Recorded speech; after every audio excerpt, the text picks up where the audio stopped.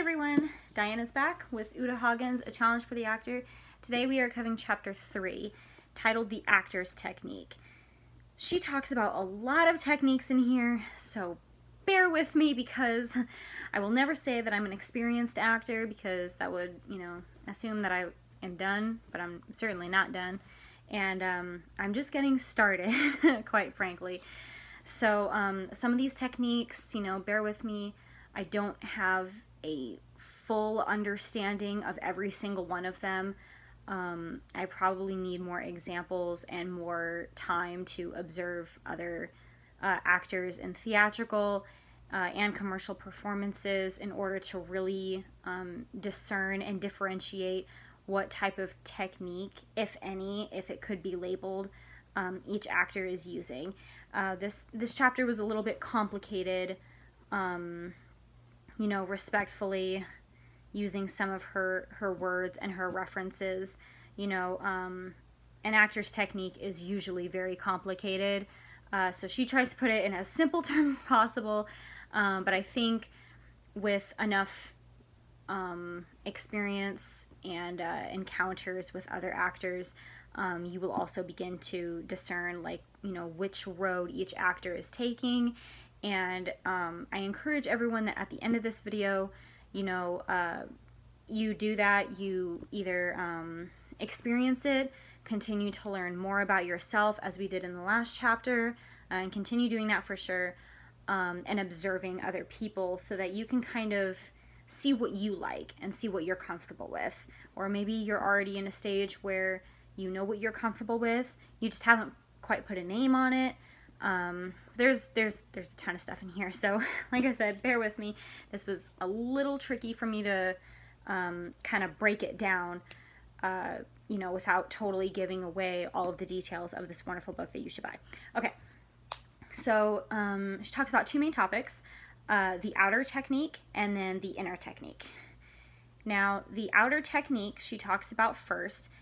She says we have to engage what we know as beginning actors: the body, the voice, and the speech. So with body, she expresses it as your main instrument to express language that is unspoken. So when you are put off by something, instead of just sitting there and just a facial expression, it doesn't really say very much.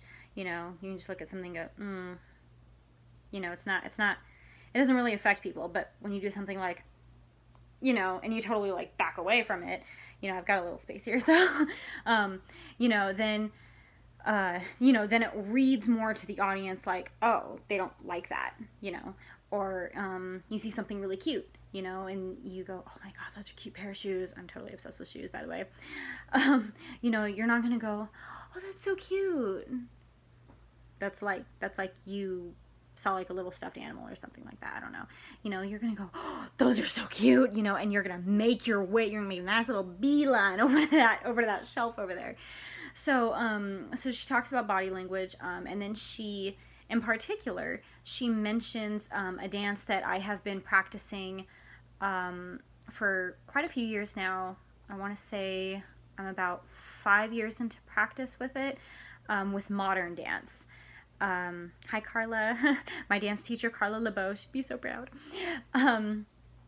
She's my first modern dance teacher, and I'm not gonna lie, I had a very, very difficult start. It was very tricky because I first started in ballet, and then I did jazz, and then I did modern dance. And modern dance it's very different.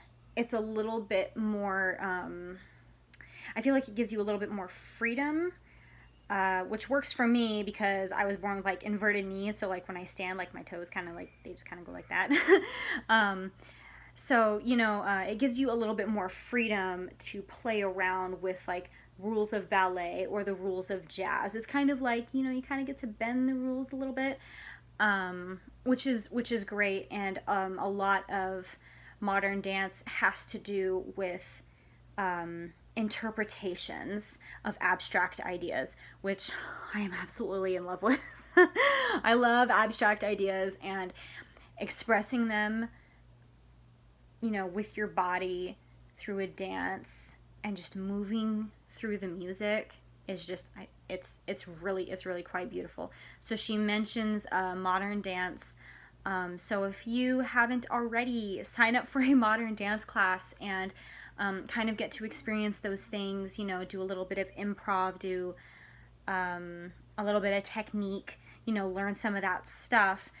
Because the more you're able to engage your body with things, the more you realize what your body can do, and the more you can interpret ideas off of the script onto the camera. So there's that. And then when she talks about the voice, she talks about, first of all, hydrating. It's very important that you hydrate your voice constantly, especially when you're either talking on set all day, whether you're singing, or even before you speak in front of a class or something like that. First there's hydration, and then second, there's breathing exercises. A lot of people will tell you the diaphragm. Gosh, I can never pronounce this right. It's like diaphragmatic. I know I'm not saying that right. But it's when you inhale and you kind of create the bottom of your stomach to kind of feel like blowed up like a balloon. And then when you exhale, you allow it to collapse. And so that's kind of like proper breathing. And of course, you probably saw, like, I was kind of like slouching a little bit before. But when you breathe that way, your posture is automatically, it's up here. The shoulders are down, the head is rested gently, and then you're breathing properly. Then you're allowing all of the oxygen that, this God's loving world has to give you, and it's going through your body. And so it's putting your body at a much more relaxed state. And it actually makes your, it increases your confidence with whatever you're speaking about or anything like that. Of course, you would have to keep in mind that, if you're doing a character that's like lazy or whatever, you might be like this, but you're still, with these, with breathing exercises and the proper lubrication and all that other kind of stuff, you're in control of your voice, no matter what setting you're in. So that is definitely something to consider and think about. Well, actually, don't consider it, do it, because it's really, really important. And then speech. She talks about speech because it goes a little bit further than the voice. You're always going to have your voice, but you're not always going to have your speech.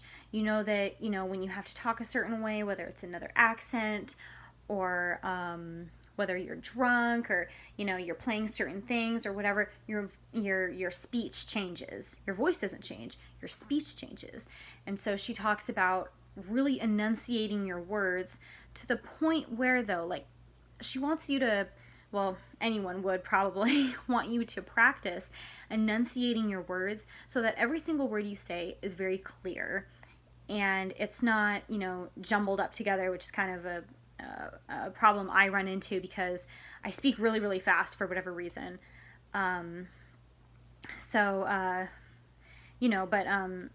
Practicing the speech to a point where you can be understood clearly and where it becomes normal, and that's the way you normally talk, and it's not forced. If you ever hear, I watched a couple interviews with Leonardo DiCaprio. He's so well pronounced, and he really enunciates his words to the point where that's how he normally talks. He's not just putting on a face or, putting on words and trying to sound a certain way, like he's in a Shakespeare play from the 1700s, and he has to speak a certain way in order to impress other people and make him sound convincing, like he's, it's not that way at all. He naturally speaks that way. So when he speaks like that in the movies, it's not, you don't feel like you're watching a character. You feel like you're watching the person, and the person being that character is what makes it so convincing. So get your body, recognize your body and what it can do and how you can interpret certain ideas that are unwritten in the script, lift them off the page and onto the camera, as well as your voice and speech. Take care of those so that you are clear on camera, as well as being able to project in a theater, because we all know projection was like the hardest thing we had to learn. And once we get there and we really enunciate our words and stuff, our performances are just that much more confident, and they're awesome. Okay, so that's it for the outer technique. This video is going to be long. The inner technique. The inner technique, she talks about something that's called representational acting versus presentational acting. Representational, she nicknames it formalism. And formalism, she describes as being the traditional acting, which is also like method acting. She describes one of her colleagues as someone who was portraying a character who was kind of poor, and so he goes and he lives with families, or he like has dinner or something like that with other families, so that he can learn what it's like to be that way, to have like a poor man's dinner, and to like converse and how they speak and things like that, because believe it or not, any situation that you're in is going to affect the way that you think, and the way you communicate, and the way that you portray yourself towards others. So she discusses that, and a lot of people do act that way, or that's their acting technique, is through this formal, traditional type of acting.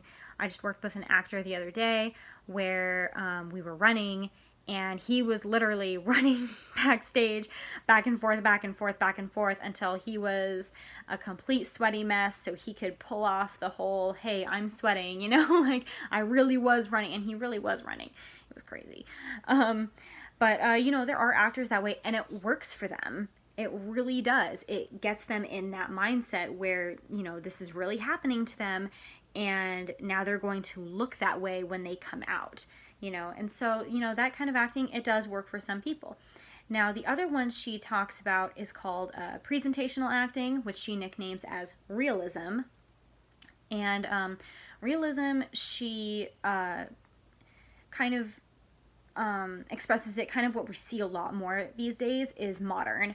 And what I mean by that is that people are acting more human-like every day.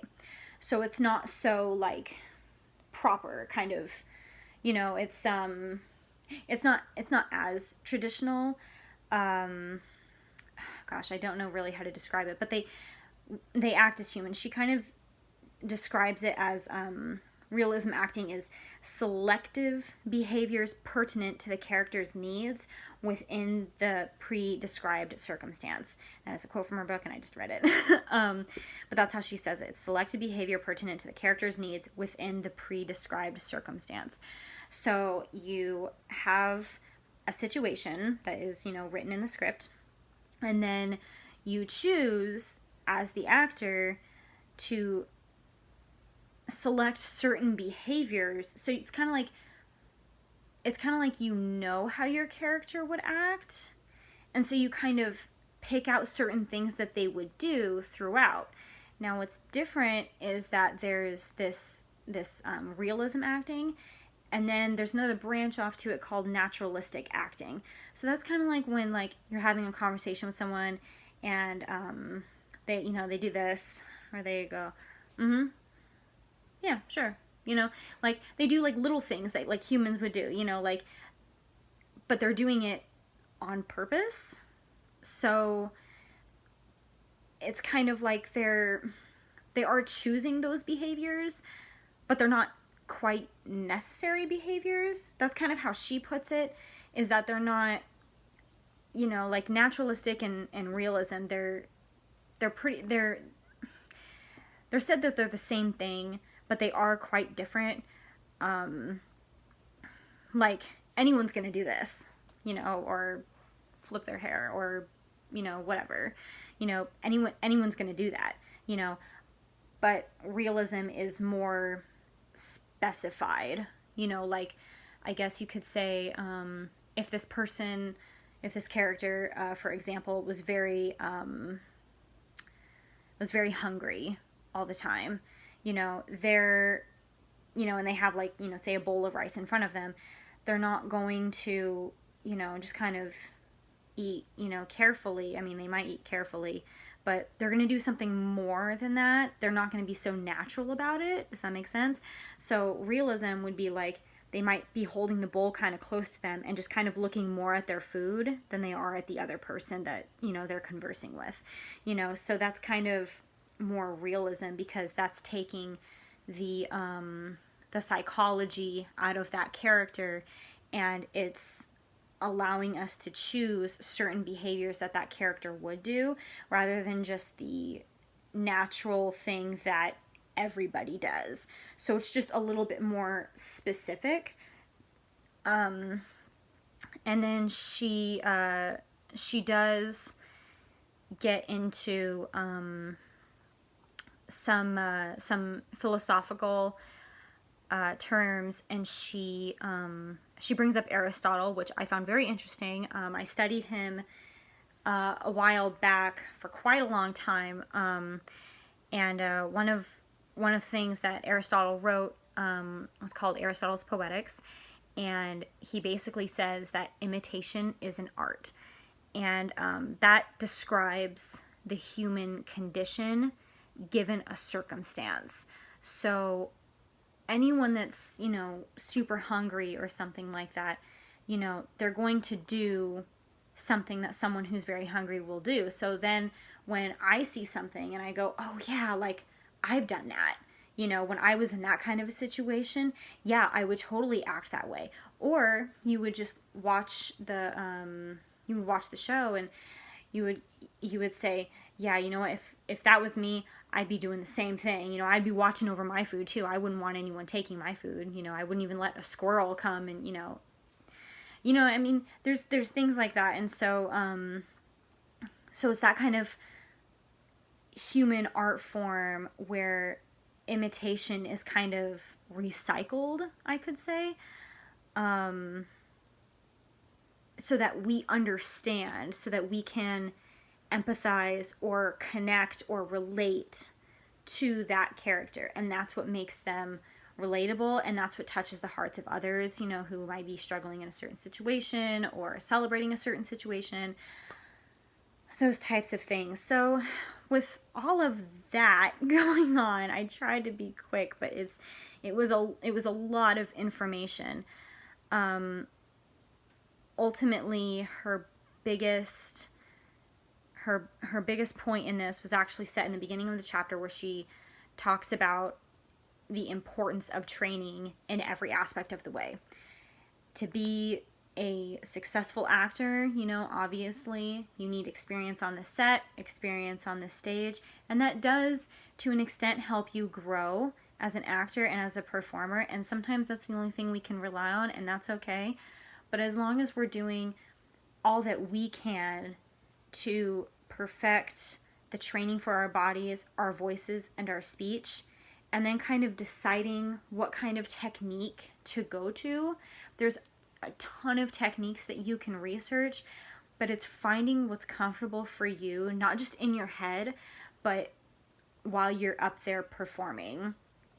For example, me personally, I feel like after reading this, I feel like I would use realism, which would be the presentational technique that she discusses,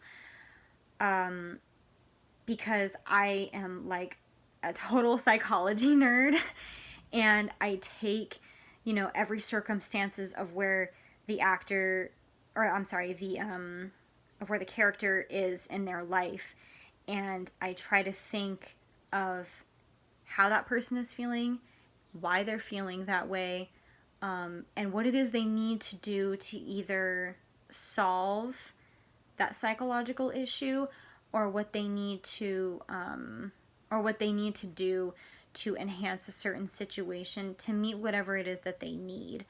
But naturalistic acting, I do kind of agree with that. I do understand, like, I mean, you don't want to make it, you know, like, obvious that that's what you're doing. You don't want to scratch here and then, like, 10 seconds later, you know, like, go like this, you know, like you're trying to rub your, you know, but sometimes the character does call for those kinds of things. Yeah, I think this is another one where, you know, I kind of would have to need some more experience to figure out exactly what type of technique I'm using or what kind of technique I'm comfortable with, which is something, like I said in the beginning of this video, is a feat that we all need to discover. Should we continue, because a technique is not going to work for you if it just simply does not work for you. You can't just like fake a technique and then try to sell it. It's kind of like one of those like Mall Island things where you're like, okay, they're telling me that a celebrity is using this product when I know damn well that they're not, because they would probably post something on social media about it, you know, and it's fake stuff that people are trying to sell to you because, you know, and so it works the same way with acting. Like, I'm not going to use the Meisner technique if, you know, if it's not working for me, if I'm not selling it, if I can't get it in my head that, you know, this is great and this is working and this is how I, you know, this is just how I do things. Like, you know, this is the only thing I was taught. So, you know, it's just not going to work. So, research techniques, you know, she talks about Stanislavski technique and, things like that. So I would, yeah, research techniques and then kind of figure out, maybe look through some of your profile, try to remember past performances, or, you know, if you're at home practicing or something like that, try to figure it out what it is that you are most comfortable with, because once you find that, you'll be able to sell it a lot better. So there's that, and good luck. I feel like this video was kind of confusing, so if you have any questions about anything, put it down in the comments below, and I'll try to answer it the best I can. Again, this chapter was very, very complicated, and yeah, it's very complex. Like, acting alone is a complex art, and then trying to discover, you know, one single technique out of many that are just branching off of each other is it's a little difficult. It definitely requires a lot more research than just this one chapter. So I encourage y'all to research some stuff and figure out what it is for you. I'm going to do the same thing because clearly I need it. And I'll see you guys next week for chapter 4.